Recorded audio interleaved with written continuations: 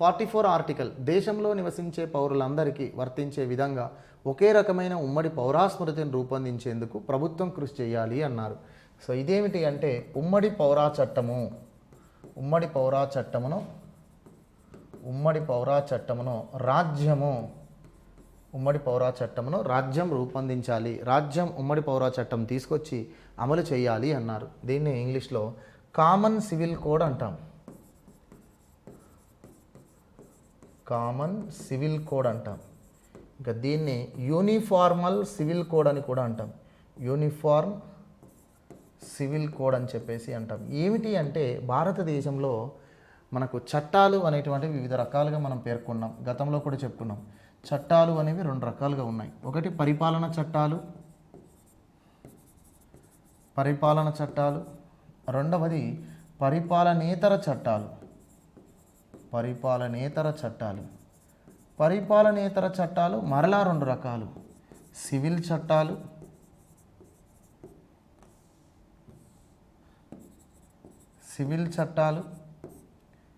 Criminal చట్టాలు. Civil చట్టాలు, criminal చట్టాలు. అయితే దేశంలో చట్టాలు అందరికీ ఒకే విధమైన చట్టాలు మరియు చట్టం ముందు అందరూ సమానులే అనేటువంటిది మనకు ప్రాథమిక హక్కుల్లో 14th ఆర్టికల్లో మనం చదువుకున్నాం. అయితే ఆ చట్టాలు పరిపాలన చట్టాలు, దేశంలో అందరికీ ఒకే విధమైన పరిపాలన చట్టాలు ఉన్నాయి. అయితే పరిపాలనేతర చట్టాల్లో ఒకే విధమైన క్రిమినల్ చట్టాలు ఉన్నాయి. బట్ సివిల్ చట్టాలు అనేవి ఈ దేశంలో అన్ని వర్గాలకు ఒకే సివిల్ చట్టాలు అనేవి లేవు, ఉమ్మడి సివిల్ చట్టాలు అనేవి లేవు. ఎందుకంటే మతం ఆధారంగా వేరువేరు సివిల్ చట్టాలు అనేవి ఈ దేశంలో కొనసాగుతున్నాయి. దీనికి ప్రధాన కారణం బ్రిటిష్ వలస పాలన కాలంలో డివైడ్ అండ్ రూల్ అనే పాలసీని పాటించాలి అనే ఉద్దేశంతో వారు మతపరంగా ఒక్కొక్క చట్టాన్ని సివిల్ చట్టాలు తీసుకొచ్చారు. ఆ సివిల్ చట్టాలు అనేవి ఆయా మతస్థులకు వర్తిస్తాయి. సో దాన్నే మనం రాజ్యాంగ సభలో కూడా అందరికీ ఒకే చట్టం ఉండాలి అనేటువంటి సమానత్వము అనేటువంటి అంశాన్ని చర్చిస్తున్నప్పుడు సివిల్ చట్టాలు అందరికీ ఒకే విధంగా ఉండాలి అనే దానిపైన కొంత సంఘర్షణ జరిగింది. ఎందుకంటే 1947లో దేశ విభజన అనేది మతం ఆధారంగా జరిగింది. కాబట్టి ఆ విభజన ప్రభావం వల్ల రాజ్యాంగ సభ అందరికీ ఒకే చట్టం అనేది సివిల్ చట్టమును చేయలేకపోయింది. అందుకే 44వ ఆర్టికల్ను పేర్కొంటూ అందరికీ ఒకే సివిల్ చట్టం, ఉమ్మడి సివిల్ చట్టమును రాజ్యాంగం అమల్లోనికి వచ్చిన 10 సంవత్సరాల లోపు సాధించాలి, అందుకోసం రాజ్యం చర్యలు చేపట్టాలి అని రాశారు. అయితే ఇప్పటికీ ఈ దేశంలో 70 సంవత్సరాలు రాజ్యాంగం అమల్లోనికి వచ్చి 70 సంవత్సరాలు అవుతున్నా 7 దశాబ్దాలు పూర్తయిన ప్రభుత్వాలు అందరికీ ఒకే పౌర చట్టమును తీసుకురావడానికి మాత్రం సాహసం చేయలేకపోయినాయి. ఇవి ఓట్ బ్యాంకింగ్ అనుకోవచ్చు, లేదంటే ఇవి భారతదేశంలో మతపరమైనటువంటి విద్వేషాలు పెరుగుతాయనో లేదా మత ఘర్షణలు జరుగుతాయనేటువంటి ప్రభుత్వం యొక్క భయం కావచ్చు, సమాజంలో మత సామరస్యాన్ని పూర్తి స్థాయిలో తీసుకురాకపోవడం కావచ్చు. సో ఏదేమైనప్పటికీ ఉమ్మడి పౌరా చట్టం అనేది ఇప్పటికీ మన ప్రభుత్వము, అది కేంద్ర ప్రభుత్వమైన రాష్ట్ర ప్రభుత్వమైన దీన్ని అమలు చేయలేకపోవడం అనేటువంటిది మనకి ఇక్కడ కొనసాగుతున్నటువంటి చర్యగానే, అంటే అమలు చేయబడకుండా ఇంకా కూడా 44వ ఆర్టికల్ అలానే ఉండిపోయింది. సో పౌర చట్టాలు అనేటువంటి ఉమ్మడి జాబితా కాబట్టి కేంద్రమే దీనికోసం చట్టం చేయాలని రాష్ట్రాలే చట్టాలు చేస్తాయి అనుకొని కేంద్రము మొత్తానికి ఉమ్మడి పౌర చట్టమును తీసుకురాలేకపోయాయి. ఓకేనా. పౌర చట్టాలు అనేటువంటివి ఉమ్మడి జాబితాలో ఉన్నాయి. పౌర చట్టాలు చేయడం అనేటువంటి అంశం ఉమ్మడి జాబితాలోని అంశం. కాబట్టి దీనిపైన రాష్ట్రాలు చట్టాలు చేయవచ్చు, అవసరం అనుకుంటే అందుకోసం ఉమ్మడి పౌర చట్టమును కేంద్రమే తీసుకురావచ్చు. కానీ మొత్తానికి కేంద్రం రాష్ట్రాలు రెండూ కూడా ఉమ్మడి పౌర చట్టమును తీసుకురాలేకపోయినాయి. భారతదేశంలో ఉమ్మడి పౌర చట్టమును అమలు చేస్తున్న ఏకైక రాష్ట్రం ఏదైనా ఉందా అంటే అది గోవా అనే రాష్ట్రం మాత్రమే. గోవా రాష్ట్రం మాత్రమే ఉమ్మడి పౌర చట్టమును తీసుకొచ్చింది. పౌర చట్టం అంటే ఏమిటి? వివాహము, విడాకులు, ఆస్తి వివాదాలు, కుటుంబ వివాదాలు, వీటిని మనము ఉమ్మడి పౌర చట్టాలు అని అంటాం. ఓకేనా. సరే, పౌర చట్టం అంటే ఏమిటి? పౌర అంశాలు అంటే ఏమిటి అంటే వివాహానికి సంబంధించినటువంటి అంశాలు, విడాకులకు సంబంధించినటువంటి అంశాలు,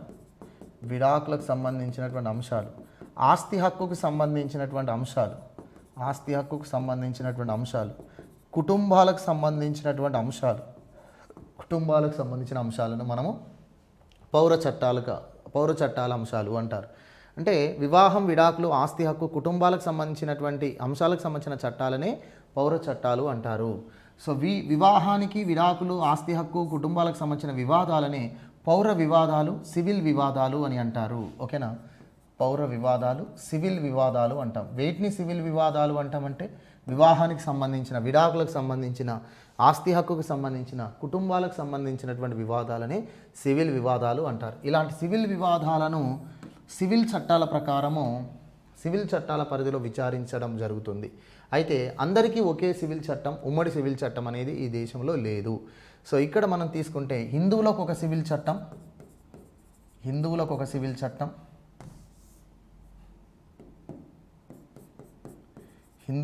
సివిల్ చట్టం, ముస్లింలకు ఒక సివిల్ చట్టం భారతదేశంలో, క్రైస్తవులకు ఒక సివిల్ చట్టం, పార్షికులకు ఒక సివిల్ చట్టం అనేది ఈ దేశంలో ఉంది. హిందువులకు సివిల్ చట్టాలు అనేవి మనం తీసుకుంటే Hindu civil code. So Hindu civil code 1951లో వచ్చింది. దీనిలో భాగంగానే కొన్ని సివిల్ చట్టాలు, హిందువులకు వర్తించే సివిల్ చట్టాలు వచ్చాయి. ఆ సివిల్ చట్టాలలో ఒకటి హిందూ వివాహ చట్టం. 1955. హిందూ వివాహ చట్టం 1955. తర్వాత హిందూ వారసత్వ చట్టం 1956. హిందూ దత్తత పోషణ చట్టం 1956. వరకట్న నిషేధ చట్టం 1961. ఈ సివిల్ చట్టాలు కేవలం హిందువులకు మాత్రమే వర్తిస్తాయి. ఎందుకంటే ఇవి హిందూ సివిల్ కోడ్. హిందూ వివాహ చట్టం 1955 ప్రకారము బహుభార్యత్వము నిషేధము, బహుభార్యత్వము చట్టరీత్యా నేరం. అంటే రెండవ మ్యారేజ్ చేసుకోవడం అనేది చట్టరీత్యా నేరము, అది అమ్మాయి అయినా అబ్బాయికైనా. సో రెండవ మ్యారేజ్ చేసుకుంటే ఆ మ్యారేజ్ చెల్లదు, మరియు ఆ మ్యారేజ్ చేసుకోవడం అనేది ఒక క్రైము, దానికి జైలు శిక్ష అనేటువంటిది ఉంటుంది. ఓకేనా? జైలు శిక్ష అనేటువంటిది ఉంటుంది. సో ఇక్కడ హిందూ వారసత్వ చట్టం ప్రకారం తల్లిదండ్రుల యొక్క ఆస్తిలో కూతురికి కొడుకుతో పాటు సమాన హక్కు ఉంటుంది. మరియు భర్త నుండి భార్య విడాకులు పొందితే భరణం పొందే హక్కును కలిగి ఉంటుంది. హిందూ దత్తత పోషణ చట్టం 1956 ప్రకారం, ఈ చట్టం ప్రకారం మైనర్ పిల్లల యొక్క పోషణ బాధ్యత తల్లిదండ్రులది. ఒకవేళ తల్లిదండ్రులు డివోర్స్ పొందితే మైనర్ పిల్లల యొక్క పోషణ బాధ్యత వారు మేజర్ అయ్యేంత వరకు తండ్రిదే. అందుకోసం తండ్రి భార్యకు డివోర్స్ ఇచ్చినప్పుడు పిల్లల యొక్క మెయింటెనెన్స్ కోసము కొంత ఖర్చు అనేటువంటిది కూడా భరించాల్సి ఉంటుంది. వరకట్న నిషేధ చట్టం 1961 ప్రకారం కట్నం తీసుకోవడం, కట్నం ఇవ్వడం అనేటువంటిది నేరం. సో డౌరీ అనేటువంటిది పనిషబుల్ క్రైమ్ అని చెప్పేసి అంటున్నారు. సో ఈ చట్టాలు కేవలం హిందువులకే, ఇతర మతాల వారికి కాదు. అంటే భారతదేశంలో హిందువులు ఎవరైతే ఉన్నారో వారికే ఈ సివిల్ చట్టాలు వర్తిస్తాయి. ఇక ముస్లింలకు సంబంధించినటువంటిది వీరికి ప్రత్యేకమైన సివిల్ చట్టం అనేటువంటిది ఉంది. దాన్నే మనము ముస్లిం పర్సనల్ లా కోడ్ అంటాం. ముస్లిం పర్సనల్ చట్టం అంటాం. సో దీన్ని షరియా చట్టము అని పిలుస్తున్నాం. ఈ షరియా చట్టం అనేటువంటిది కేవలం ముస్లింలకు మాత్రమే వర్తిస్తుంది. ఈ షరియా చట్టం 1937లో చేయబడిన చట్టం. సో ఈ షరియా చట్టంను ముస్లిం పర్సనల్ లా చట్టము అంటాము. సో ఈ చట్టం ప్రకారం బహుభార్యత్వము చట్టరీత్యా నేరం కాదు, రెండో మ్యారేజ్ చేసుకోవడం నేరం కాదు. అంతేకాకుండా ఒక ముసల్మాన్ షరియా చట్టం ప్రకారం, ఇస్లాం సాంప్రదాయాల ప్రకారం షరియా చట్టం చేయబడింది. ఈ షరియా చట్టం ప్రకారం ఒక ముసల్మాన్ నలుగురిని పెళ్లి చేసుకున్నా కూడా అది నేరం కాదు. సో ఇక్కడ మనకుంది. తర్వాత ఇక్కడ భరణం పొందే హక్కు విడాకులు పొందినటువంటి భార్యకు షరియా చట్టం ప్రకారం లేదు. షరియా చట్టం ప్రకారం విడాకులు పొందినటువంటి భార్యకు తన భర్త నుండి భరణం పొందే హక్కు లేదు. తర్వాత షరియా చట్టం ప్రకారం విడాకులు అనేవి షరియా కోర్టులే ఇస్తాయి, న్యాయస్థానాలు కాదు. అదే హిందూ సివిల్ యాక్ట్ ప్రకారం అయితే మనకు డివోర్స్ అనేటువంటివి బై ద కోర్టు ద్వారానే జరగాలి. షరియా చట్టం ప్రకారం బై ద కోర్ట్ అనేది ఉండదు. అవసరమైతే షరియా కోర్టులు అనేటువంటి మత పెద్దలకు సంబంధించినటువంటి న్యాయస్థానాలు ఉంటాయి, వాటి ప్రకారమే డివోర్స్ ఉంటుంది. అంతేకాకుండా కుటుంబ పెద్దల సమక్షంలో కూడా తలాక్ తలాక్ తలాక్ అని చెప్పి విడాకులు పొందే అవకాశం షరియా చట్టం ప్రకారం ఉంది. కానీ ఆ విధంగా హిందువులకు అవకాశం లేదు. ఇలా ఒక్కొక్క మతం వారికి ఒక్కొక్క రకంగా పేర్కొనడం. అయితే ఇటీవల ట్రిపుల్ తలాక్ అనేది రాజ్యాంగ విరుద్ధమని సుప్రీంకోర్టు చెప్పడంతో మనకు కేంద్ర ప్రభుత్వం ఈ ముస్లిం మహిళల విడాకుల హక్కుల రక్షణ చట్టం అని చెప్పి ఒక చట్టం తీసుకొచ్చి ట్రిపుల్ తలాక్ను నిషేధించారు. సో ముమ్మారు తలాక్ అనేది నిషేధించారు. ఓకే, సో మొత్తానికి ఇక్కడ షరియా చట్టం అనేది ముస్లింలకు వర్తిస్తుంది. తర్వాత క్రైస్తవులకు సంబంధించి క్రైస్తవ వివాహ చట్టము అనేది ఒకటి ఉంది. క్రైస్తవ వివాహ చట్టం 1872లో చేయబడింది. సో ఈ చట్టం అనేటువంటిది క్రైస్తవులకు వర్తిస్తుంది. అదేవిధంగా భారతీయ విడాకుల చట్టం అనేది మరొకటి ఉంది. భారతీయ విడాకుల చట్టం. సో భారతీయ విడాకుల చట్టం 1896. సో ఇది కూడా క్రైస్తవులకు వర్తిస్తుంది. భారతీయ విడాకుల చట్టం మన క్రైస్తవ వివాహ చట్టం 1872 ప్రకారం చర్చి సన్నిధిలో చేసుకునేటువంటి వివాహమే చట్టబద్ధం. చర్చి సన్నిధిలో చేసుకున్న వివాహమే చట్టబద్ధం. చర్చి సన్నిధిలో జరిగినటువంటి వివాహమే క్రైస్తవ వివాహ చట్టం పరిధిలోకి వస్తుంది. అనగా క్రైస్తవ వివాహ చట్టం వర్తించాలి అంటే భర్త కానీ భార్య కానీ ఎవరైనా ఒకరు క్రైస్తవులై ఉండాలి. ఎవరైనా ఒకరు తప్పనిసరిగా క్రైస్తవులై ఉండాలి. సో ఈ భారతీయ విడాకుల చట్టం కూడా వారికే వర్తిస్తుంది. హిందూ సివిల్ కోడ్ ప్రకారం వివాహమైన తర్వాత దంపతులలో భార్య కానీ భర్త కానీ డివోర్స్ కోరాలి అనుకుంటే, డివోర్స్ కోరితే 2 ఇయర్స్ తర్వాతనే డివోర్స్ పొందే హక్కు కలిగి ఉన్నారు. సో భార్య కానీ భర్త కానీ డివోర్స్ పొందాలనుకుంటే హిందూ సివిల్ కోడ్ ప్రకారం హిందువులలో 2 ఇయర్స్ తర్వాతనే పొందే హక్కు ఉంది. ఒకవేళ మ్యూచువల్ అండర్స్టాండింగ్తో భార్యాభర్తలు ఇద్దరు వివాహమైన తర్వాత విడాకులు పొందాలనుకుంటే అట్లీస్ట్ 6 మంత్స్ అయినా తప్పనిసరిగా ఆగాల్సిందే. ఇక్కడ భారతీయ విడాకుల చట్టం 1896 ప్రకారం క్రైస్తవులలో విడాకులు అనేటువంటివి కోరినప్పుడు వెంటనే కోర్టు ద్వారా విడాకులు పొందొచ్చు. సో వివాహమైన వెంటనే కోర్టు ద్వారా భార్య కానీ భర్త కానీ విడాకులు పొందే అవకాశం ఉంది. కానీ హిందూ సివిల్ కోడ్ ప్రకారం భార్య కానీ భర్త కానీ ఎవరైనా డివోర్స్ కోరితే మ్యారేజ్ అయిన 2 ఇయర్స్ తర్వాతనే డివోర్స్ పొందే హక్కును కలిగి ఉన్నారు. సో ఇలా భారతదేశంలో హిందువులకు ఒక రకమైన సివిల్ చట్టం, ఇతర మతాల వారికి ఒక రకమైన సివిల్ చట్టం ఉంది. పార్షీకులకు సంబంధించిన ప్రత్యేక సివిల్ కోడ్నే మనం పార్షీ వివాహ విడాకుల చట్టం అంటాం. పార్షీ వివాహ విడాకుల చట్టం 1936 అనే చట్టం వీరికి వర్తిస్తుంది. సో ఇలా ఒక భారతదేశంలో ఒకే రాజ్యాంగం, ఒకే నేషన్, ఒకే ఓటు హక్కు, ఒకే క్రిమినల్ చట్టాలు, ఒకే పరిపాలన చట్టాలు ఉన్నా ఒకే సివిల్ చట్టాలు లేకుండా మత ఆధారంగా వివిధ వర్గాలకు వివిధ సివిల్ చట్టాలు ఉండడం అనేది భారత జాతీయతాభావాన్ని దెబ్బతీస్తుంది. అందుకే ఒకే సివిల్ కోడ్, ఉమ్మడి సివిల్ కోడ్ తీసుకురావాలి అని చెప్పి సుప్రీంకోర్టు 44వ ఆర్టికల్ని అమలు చేయాలి అని చెప్పేసి అనేక కేసుల్లో ప్రస్తావించుకుంటూ వచ్చింది. అందులో మొదటి case Ahmed Khan versus Shah Bano Begum case 1985. ఈ కేసులో సుప్రీంకోర్టు మొదటిసారిగా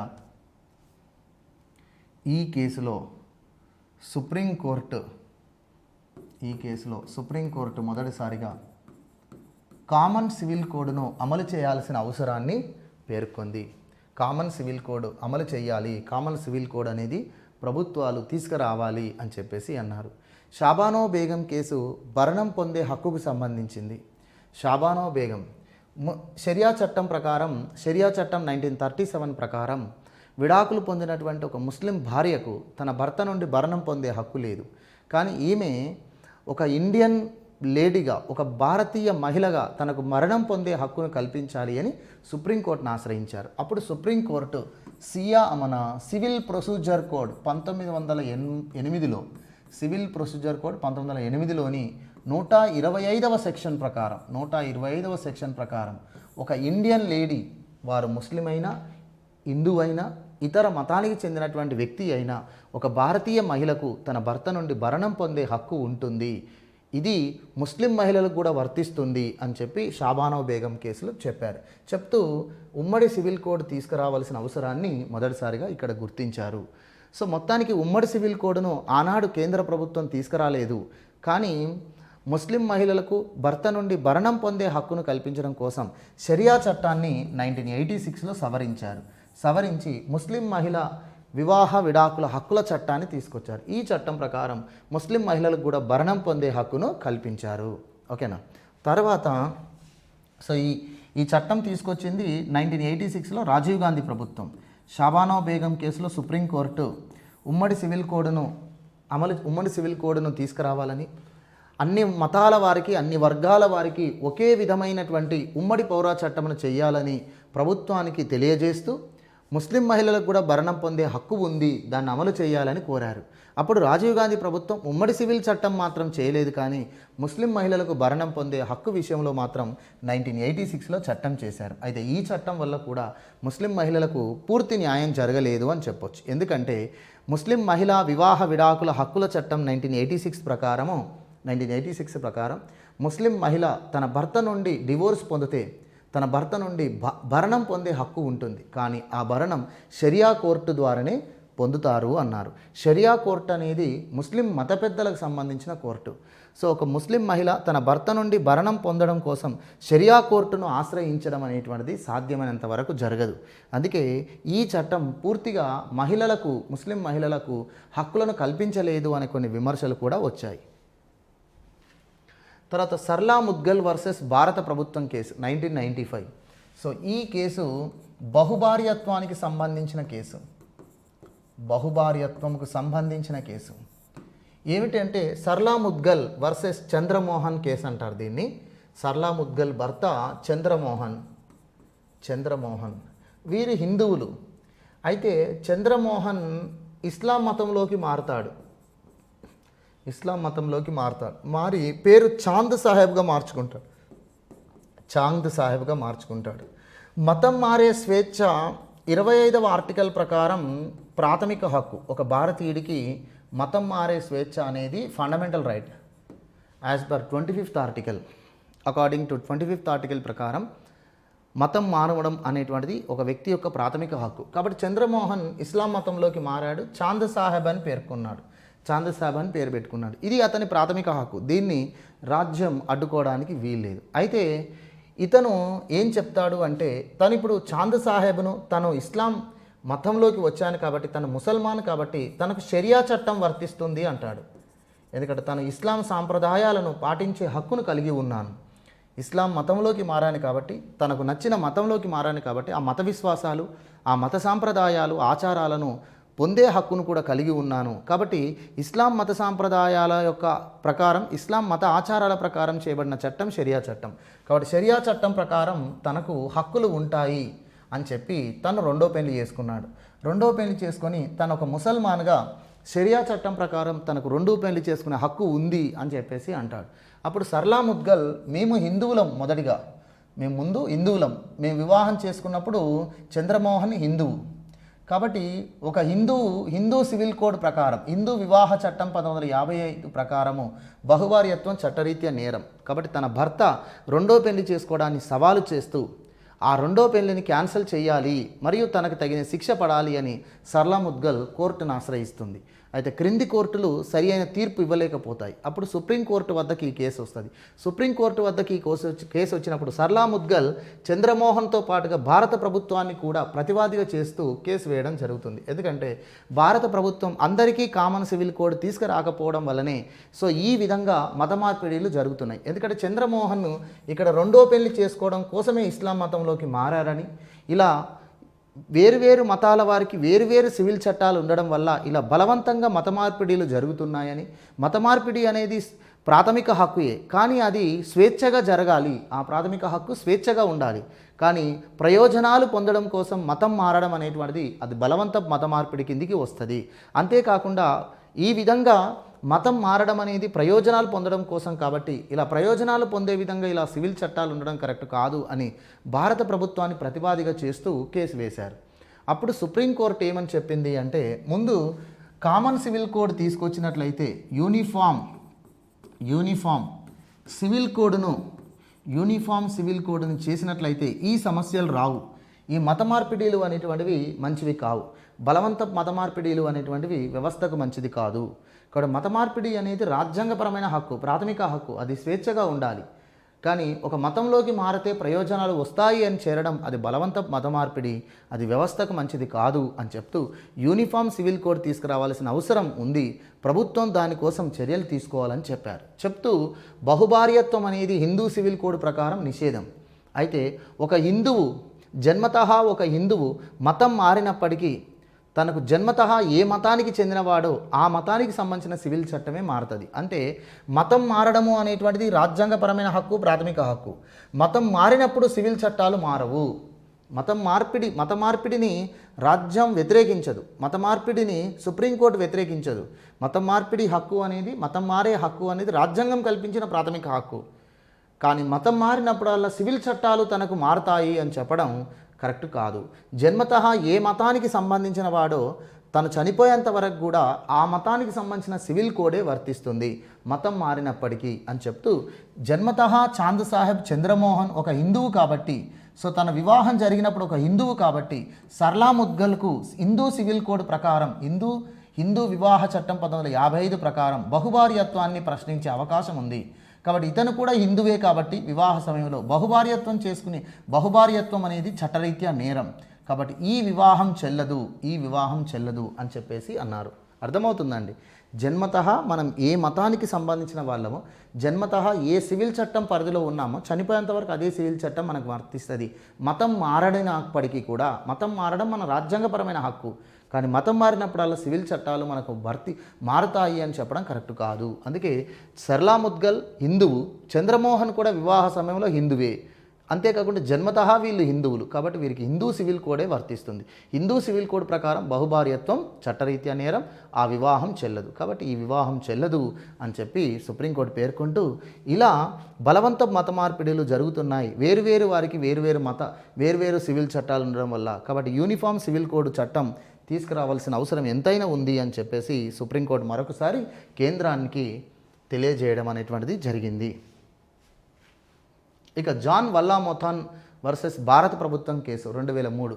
సో దీన్ని సహజీవనంకు సంబంధించిన కేసుగా పేర్కొంటారు. సో దీన్ని మనము లివింగ్ టుగెదర్ అని చెప్పేసి అంటారు. అంటే ఏంటిదంటే వివాహం చేసుకోకుండా ఒక స్త్రీ పురుషులు మేజర్ అయినప్పుడు వాళ్ళు కలిసి జీవించే హక్కును కలిగి ఉంటారు. ఇది 21 ఆర్టికల్ ప్రకారం. అయితే సహజీవనం అనేటువంటిది భారతీయ సాంప్రదాయాలకు విరుద్ధం. సో వారు ఏ మతం వారైనప్పటికీ కూడా భారత సమాజానికి కొన్ని ఆచారాలు, కట్టుబాట్లు ఉన్నాయి. కాబట్టి ఆ భారత సమాజంలో ఏ మతం వారైనా ఆ భారతీయ సాంప్రదాయాలకు కట్టుబడి ఉండాలి. అవి సామాజిక కట్టుబాట్లుగా భావించబడాలి. కాబట్టి సహజీవనం అనేటువంటిది భారతీయులకు హక్కు కాదు. సహజీవనం అనేది భారతీయ సమాజంలో హక్కు మాత్రం కాదు. కాబట్టి సహజీవనం చెల్లదు. ఖచ్చితంగా ఏ మతానికి చెందినా కూడా ఒక ఇండియన్ వ్యక్తిగా, ఒక భారతీయ మహిళగా, ఒక భారతీయ పురుషుడిగా ఖచ్చితంగా వివాహం ద్వారానే వారు జీవిత భాగస్వాములు అవుతారు. సహజీవనం అనేటువంటిది వారి హక్కు కాదు అని చెప్పేసి 2003లో పేర్కొంటూ, ఇలా ఉండకుండా ఉండాలంటే కామన్ సివిల్ కోడ్ రావాలి అన్నారు. ఎందుకంటే మన క్రైస్తవ వివాహ చట్టం 1872లో చేశారు. ఇది బ్రిటిష్ గవర్నమెంట్ ఇంగ్లీష్ కోడ్ ప్రకారం, ఇంగ్లీష్ సివిల్ కోడ్ ప్రకారం చేసింది.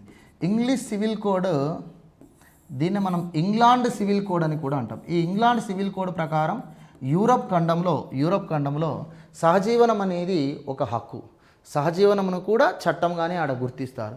కానీ భారతదేశంలో మాత్రము క్రైస్తవ వివాహ చట్టం ఇంగ్లాండ్ వాళ్ళు చేసిన ఈ చట్టం భారతదేశంలో వర్తించిన భారతీయ సమాజ సాంప్రదాయాల ప్రకారం సహజీవనం మాత్రం ఒక హక్కు కాదు. సహజీవనమును చట్టబద్ధంగా మనం గుర్తించలేము. కాబట్టి సహజీవనం ద్వారా ఒక స్త్రీకి భార్యగా తన భర్త నుండి హక్కులు ఉండవు, ఒక భర్తకు భార్య పైన తన బాధ్యతలు ఉండవు అని చెప్పేసి పేర్కొనడం జరిగింది.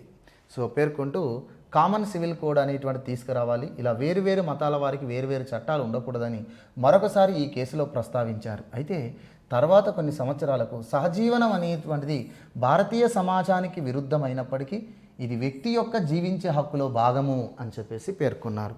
అంటే ఇది చట్టరీత్యా నేరం కాదు అని తర్వాత చెప్పారు. షైరా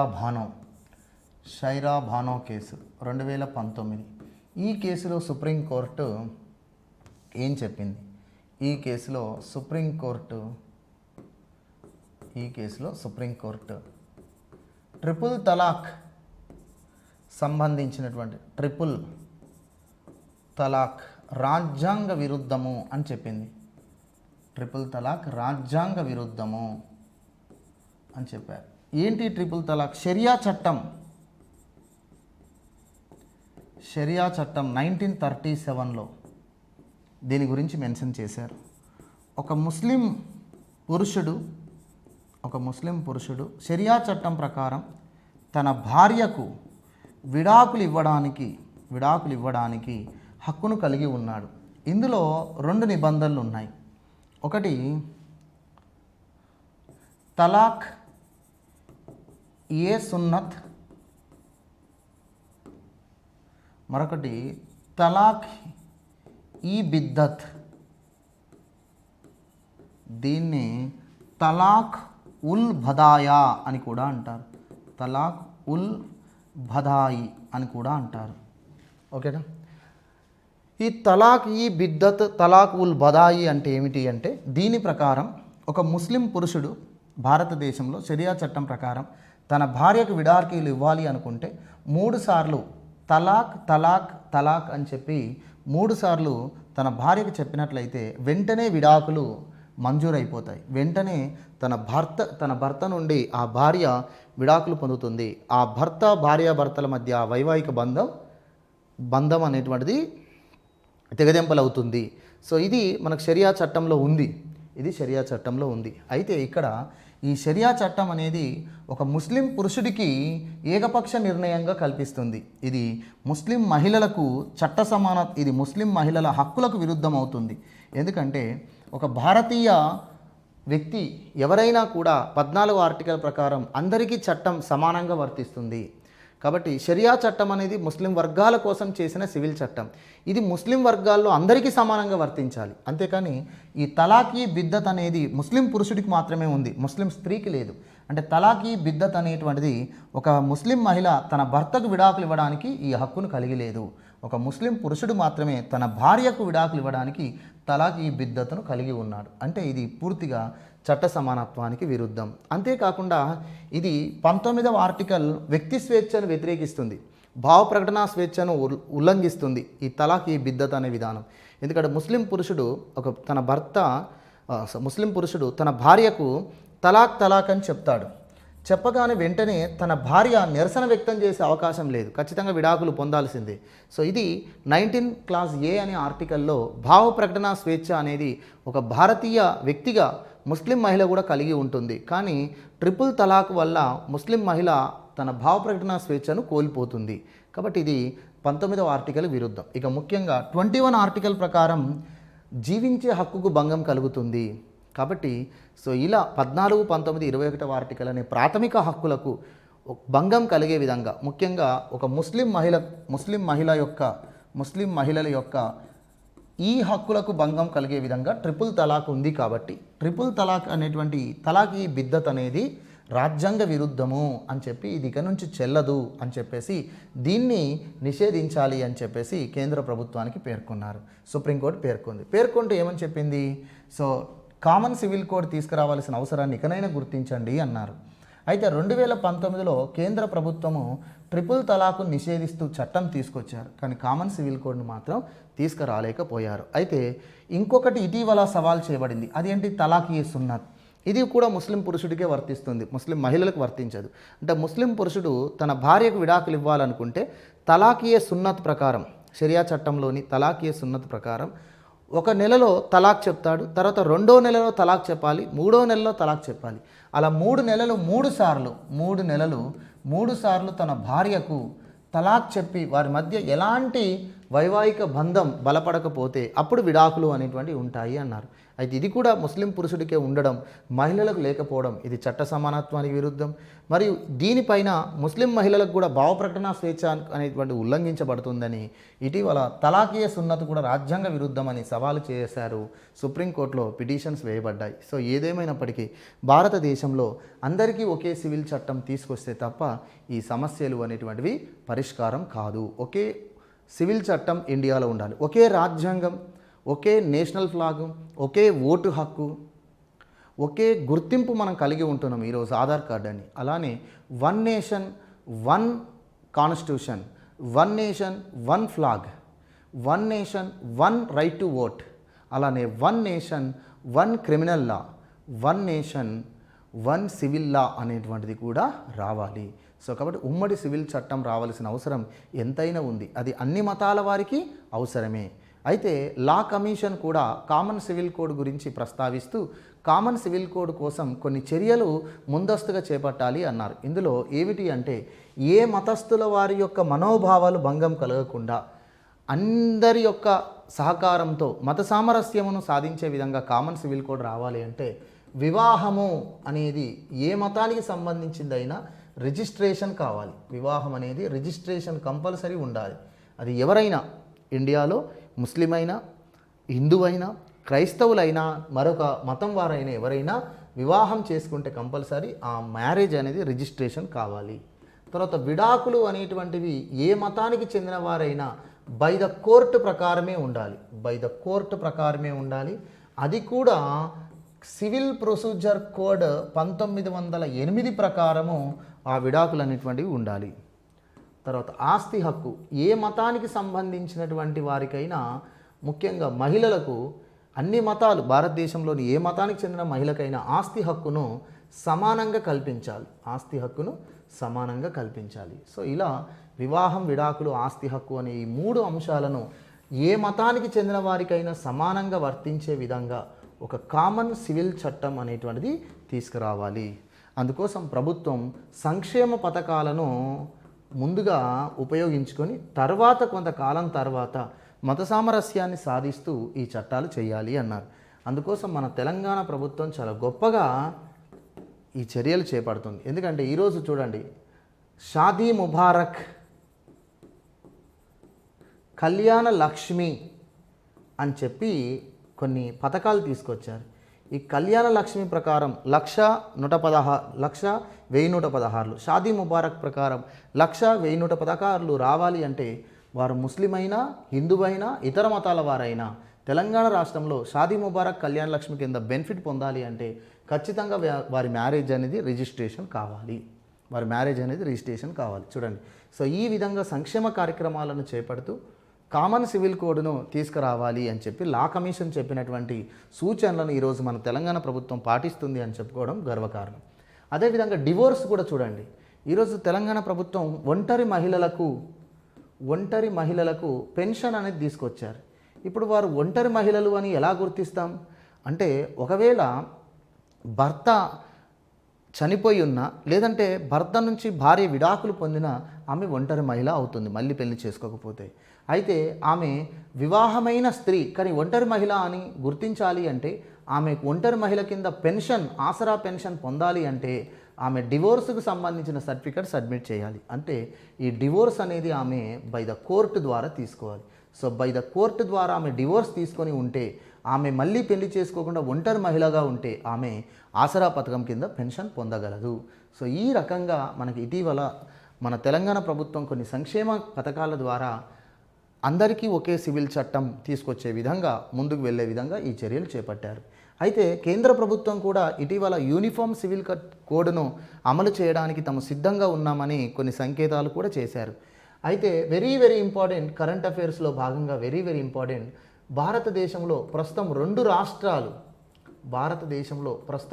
రాష్ట్రాలు కామన్ సివిల్ కోడ్ కోసం, ఉమ్మడి పౌరా చట్టం కోసము, ఉమ్మడి పౌరా స్మృతి లేదా ఉమ్మడి పౌరా చట్టం కోసం కొన్ని కమిషన్లు వేశాయి. అంటే ఉమ్మడి పౌరా చట్టం ఎలా చేయాలి, అందుకోసం ముందస్తు చర్యలు ఏం చేపట్టాలి అని చెప్పడం కోసం 2 రాష్ట్రాలు కమిషన్స్ వేశాయి.